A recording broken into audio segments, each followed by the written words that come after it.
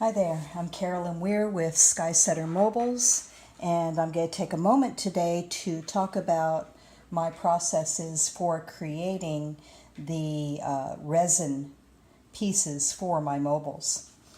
Currently I am pouring in southern Mississippi, and I'm creating just small puddles like this.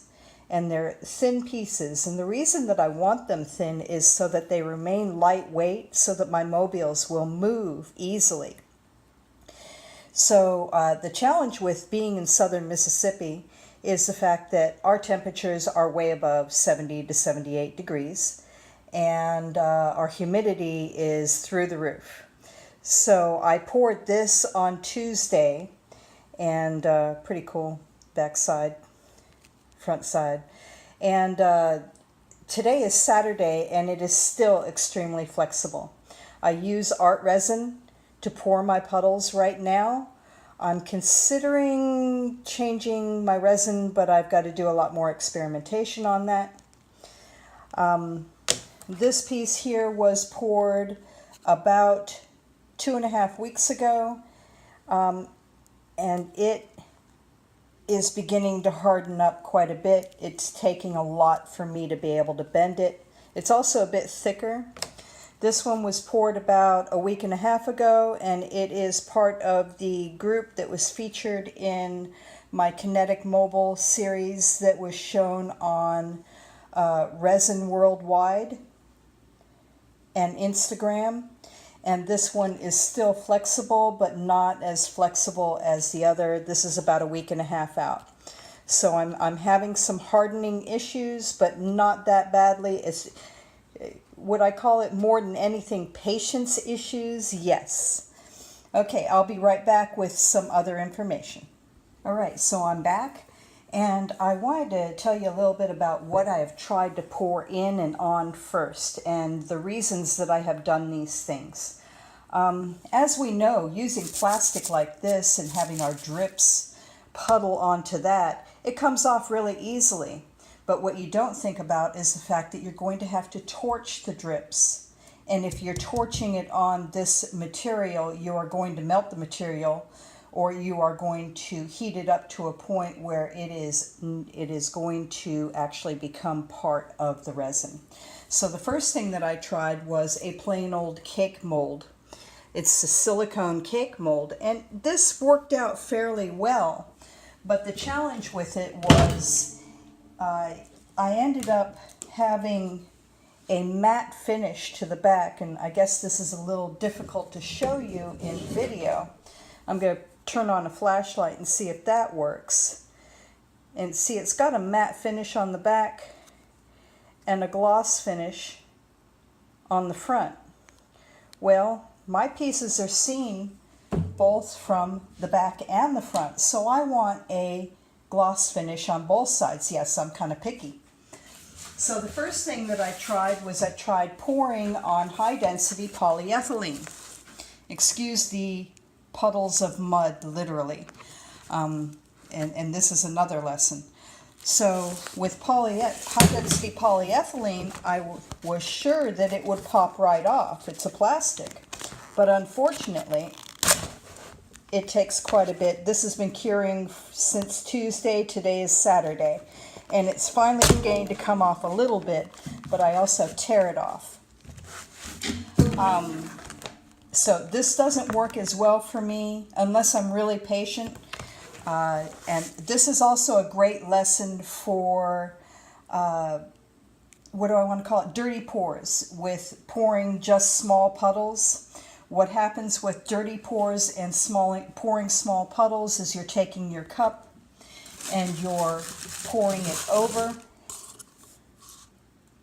and bring it back up, and pouring over and bringing it back up, and you're actually mixing your paint while you do that, and you end up with a puddle of mud.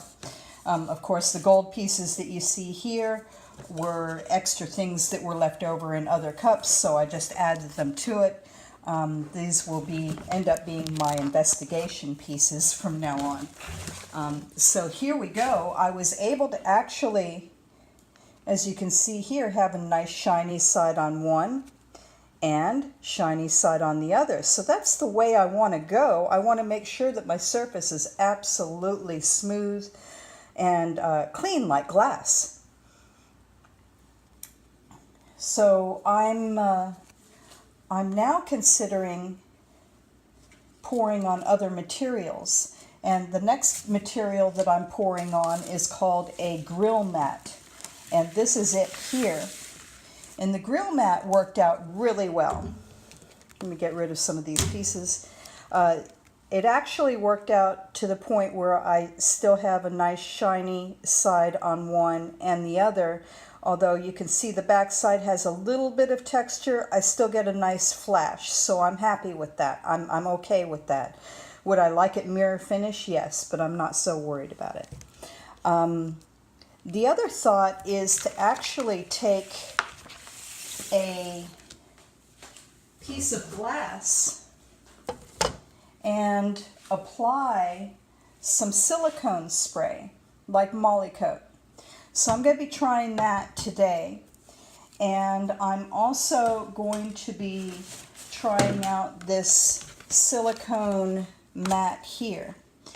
Part of the challenge that I'm coming up with is, you know, when we have our puddles or our paintings, we need to get the bubbles out. So we've got to torch it, or we've got to use a heat gun or something of that nature to get the bubbles out, or hyperventilate yourself, which isn't much fun. And the resin, the heated resin, if you heat it up too much, and I'm heavy-handed with a torch, you will end up melting your resin to your surface. So I'm trying to learn how to be not as heavy-handed, and I'll be right back.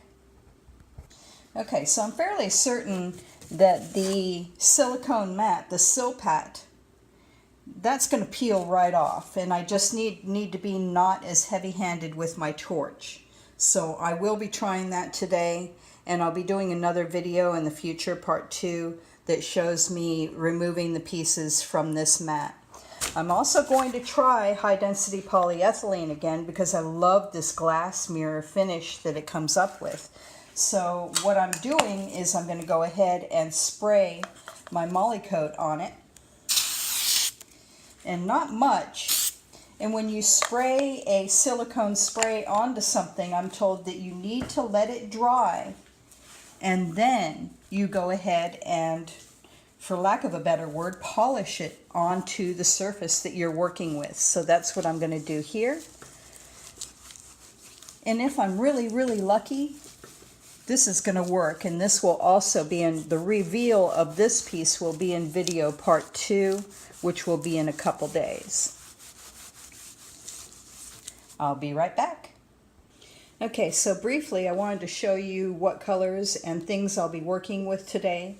And we've got golden high flow titanium white, golden high flow teal, Pearl-X emerald, Pearl-X citrine, Pearl-X magenta, and today I am trying from Just Pigments satin black pearl powder, and also their glow in the dark aqua. Oh yeah, and today I will be using Artresin. Again, I know that I'm having some hardening issues, or should I say patience issues with it, but it's what I know, and it's easier to create this video today using what I know. Later today, I will be trying the standard FX, epoxy, resin, countertop epoxy. Not sure how well that'll work, but I gotta try it. So while I don't want to bore you with the boring details of mixing up resin, I am going to go over it briefly for those who are not clear.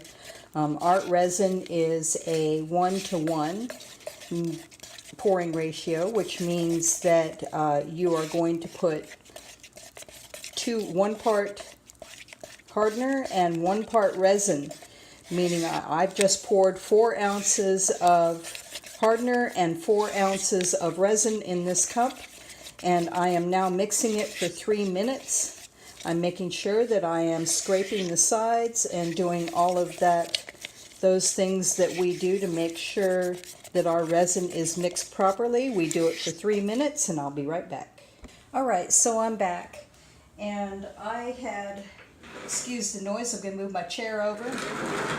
I had seen another video where someone was kind of complaining about filling up the pipettes, that they didn't work very well. I find that if I squeeze my pipette and put it in my cup and set it aside for just a moment, it works beautifully. So I'm going to go ahead and begin. I'm going to do one pour on this small sheet here. And I apologize, this is the first video I've done, so I don't know where my hands are going to be. I'm hoping everything is in the video. To make my pieces, I draw an outline.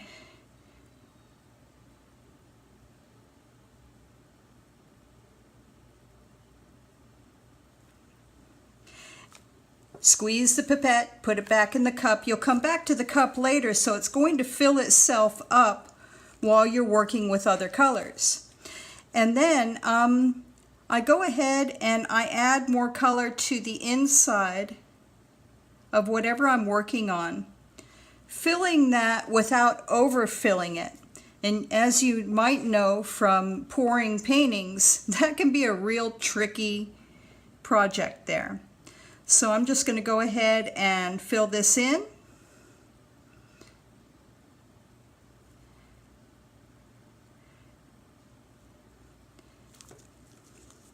And after I've gotten it filled in to the point where I like it, I take a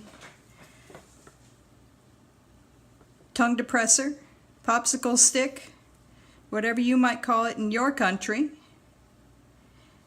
and do a little mixing.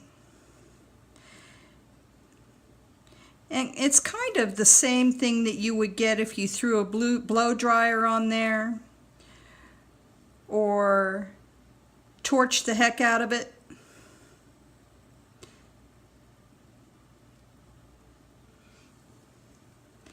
Don't mix it up much. Sometimes I'll take my fingers. Can you see this? Gosh, I hope you can. And I will just pounce around in it. And that's about it. So that's going to be one puddle that I pour for the high density polyethylene sheet. I'm going to put that one aside. Look how pretty this is coming out. Alright, the next one is going to be my glass frame. I don't hold much.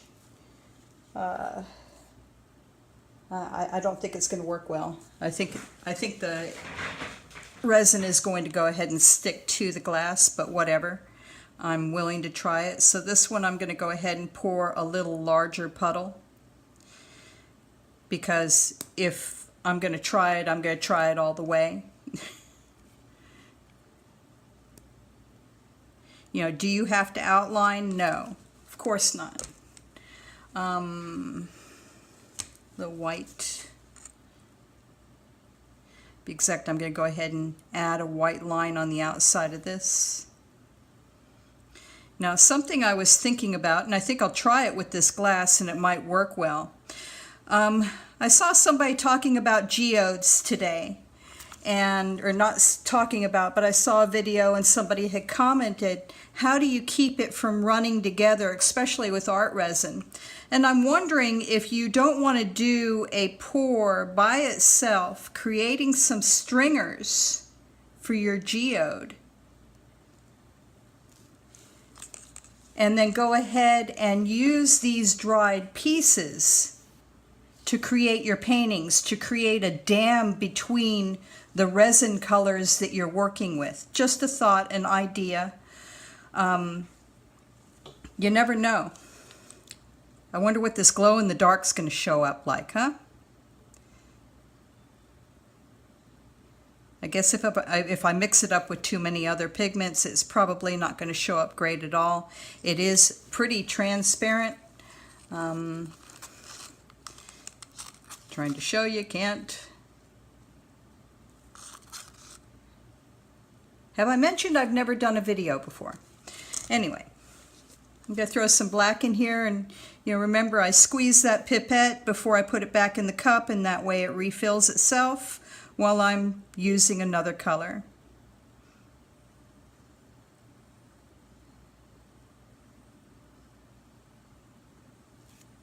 And that's it.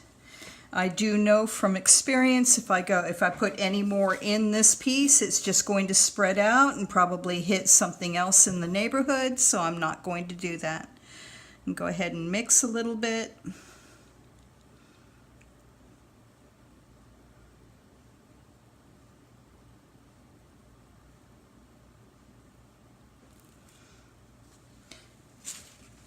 Paper towels, wonderful things.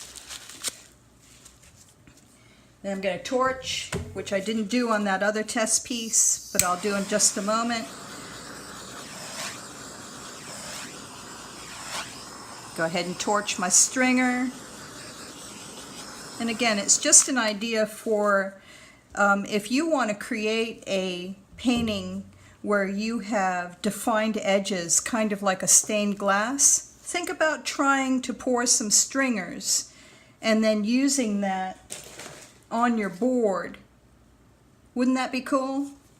All right, that's enough for me today. I am going to continue to pour, and I will do a second reveal video showing what happened. Thank y'all for watching.